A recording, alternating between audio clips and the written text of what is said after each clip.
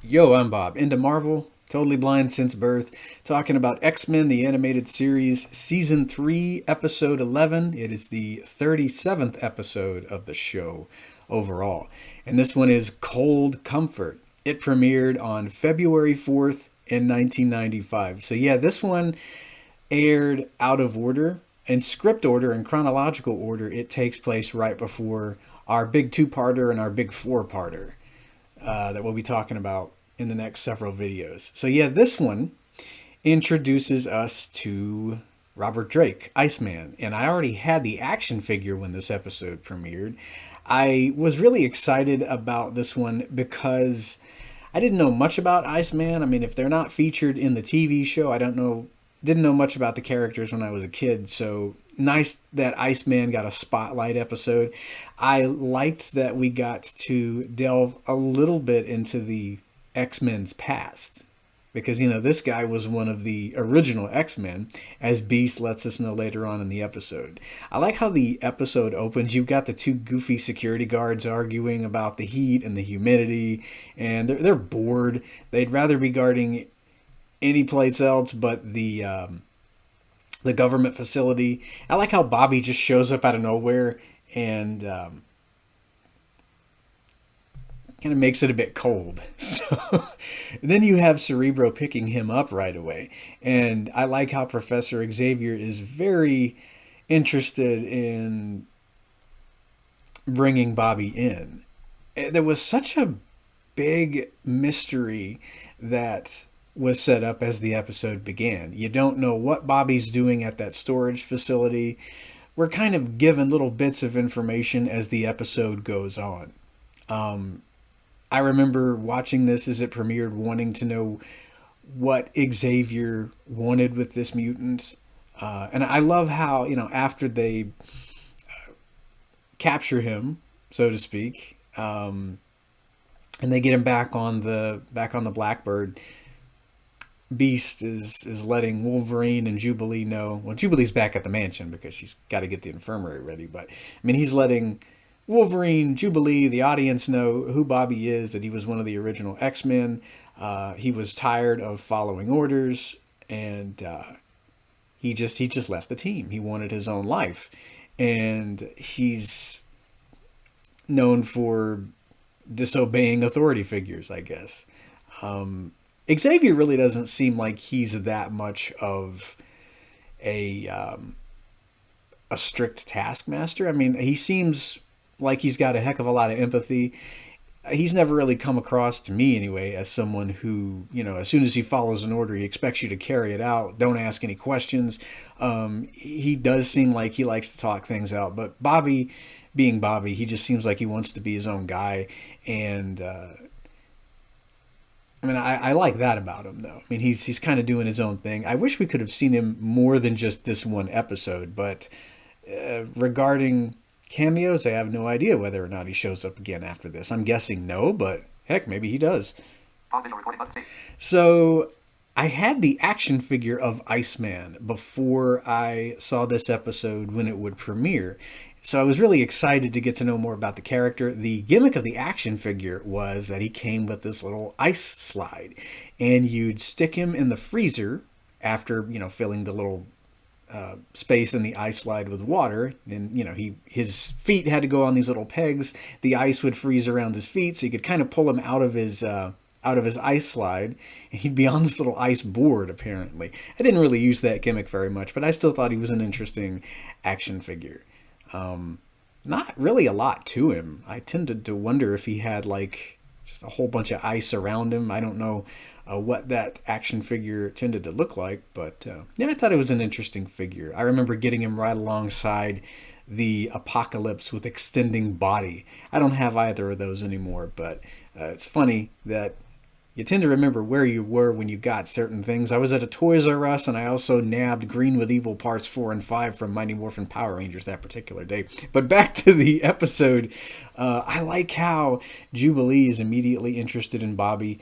I think it's because Xavier doesn't really let her participate in too many missions. So, right away she's interested in him. She wants to know more about his past. And Beast being Beast, he wants to help Bobby. They bring him back to the mansion, and they're using this gravity field that he's invented from Shi'ar technology to capture him. And, they don't want him going back to that government facility. They already got a whole mess of government agents mad at them. So Xavier wants to know why he was there. But Bobby's not interested in talking to Charles because, I don't know, he just really doesn't want to have anything to do with Charles. He doesn't want to be back at the mansion. And I like how Beast, as empathetic as he is, he's ready to listen, and he's trying to get the information out of Bobby. I like how he straight up asks him at one point, by the way, how's Lorna? And that really sets Bobby off. But at the same time, Beast learns what he needs to know because, he's already gleaned that Lorna's not there. And I like how it's revealed that they were lovers, and we're led to believe that someone captured her. So that's why he's gone to that storage facility to see what he can find out. And he found the information, the name on the paper. I think it was Kirby Glen. So that's why he went to to that storage facility. I don't know if Kirby Glen is the name of the base or what, but yeah, I thought that was a really neat little bit of backstory that we got. And I like how Lorna is very similar to Charles, and that's why she and Bobby started to have arguments.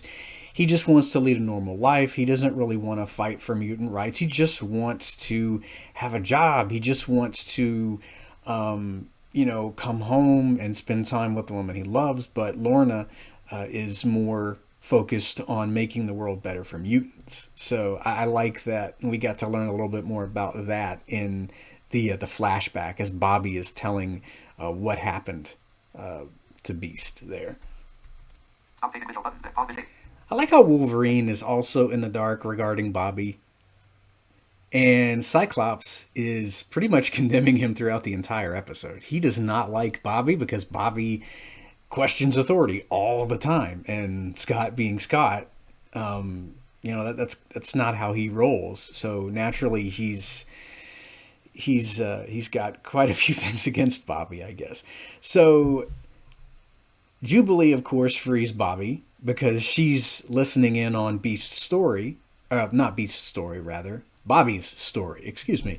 And, they're headed back to the facility. And that's when the episode got really good because we got our first introduction to X Factor. And I really wish we could have seen more of these guys in the 90s cartoon. We only get to see them in action in this episode. They show up in the episode where Scarlet Witch and Quicksilver are looking for their parents. Well, at least, she and Quicksilver show up in that other episode. And then we get to see a bit of Forge in the Phalanx Covenant two-parter. We see future Forge, hanging out with Bishop, but not a lot regarding X Factor beyond this episode. And I remember really liking the name when it was revealed in the episode. I was like, who the heck are these guys? We get the X-Men tailing Jubilee and Bobby back to the facility there, and we get that awesome fight between the two teams. We're introduced to Strong Guy, Wolf's Bane, Multiple Man, which I really like how he was fighting Wolverine there. We had Beast going up against Wolf's Bane, and I didn't know who this character was. I didn't know this was a woman who could transform into a werewolf-like creature as the episode was going. I thought this was just kind of a, somebody trapped in werewolf form all the time because she has no dialogue. All she did was growl like a wolf.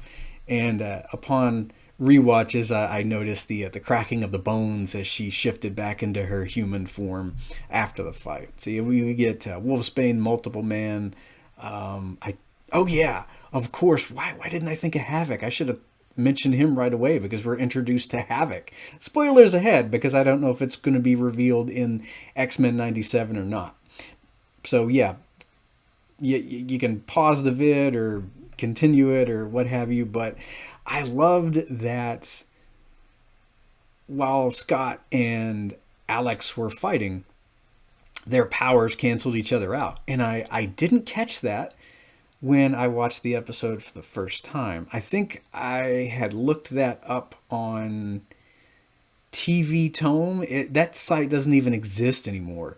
But I remember they had little notes that people would edit during or after like the little episode guides on that site. And one of the notes I read back in 2002, 2003 was that, mutant powers cancel each other out if sibling goes up against sibling. So yeah, that's how I found out that I think Havoc and Scott were brothers. I did own X-Men The Next Dimension, that fighting game, and there are little mutant files in that game narrated by Patrick Stewart.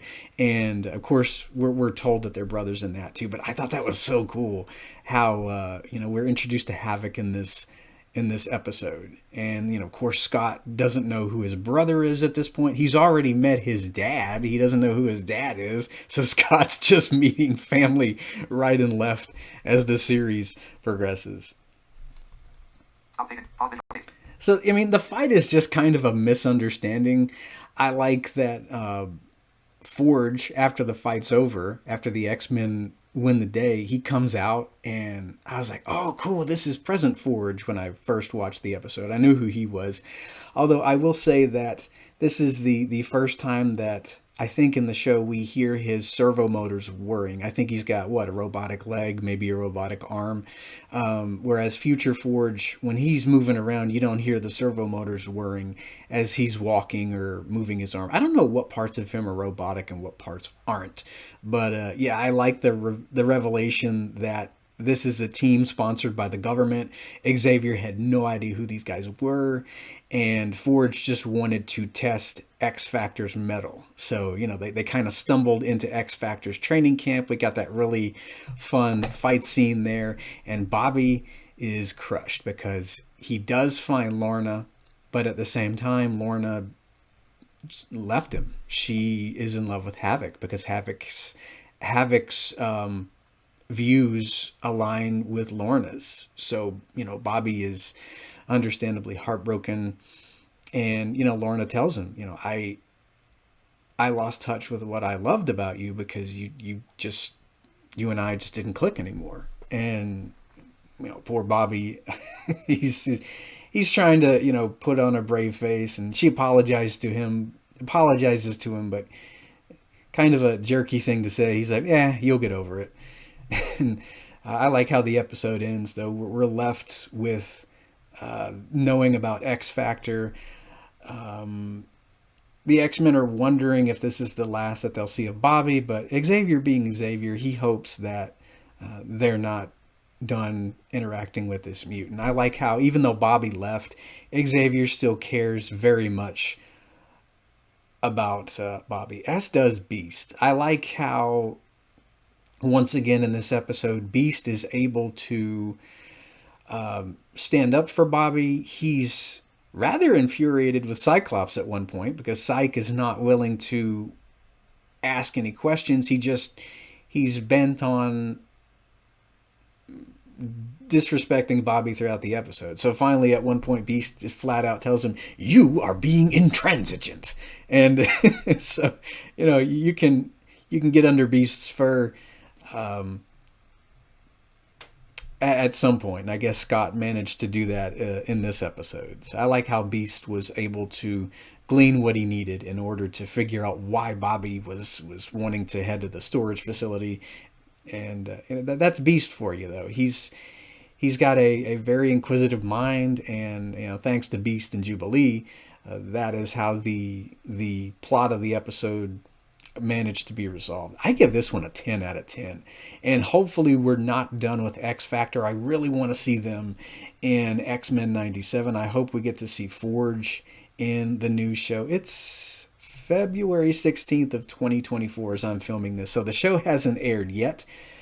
And I don't know. Hopefully we'll get to see X Factor. I've been reading up on them a lot lately, and yeah, hopefully they'll be doing something or other in 97, because I think a government sponsored mutant team sounds really interesting to me, and I want to know more about them. I can't wait to get to the episodes in which we get to see, oh yeah, Quicksilver's in this episode. I forgot to mention him. He doesn't have any dialogue. So yeah, he was going up against Jubilee. But yeah, cool episode.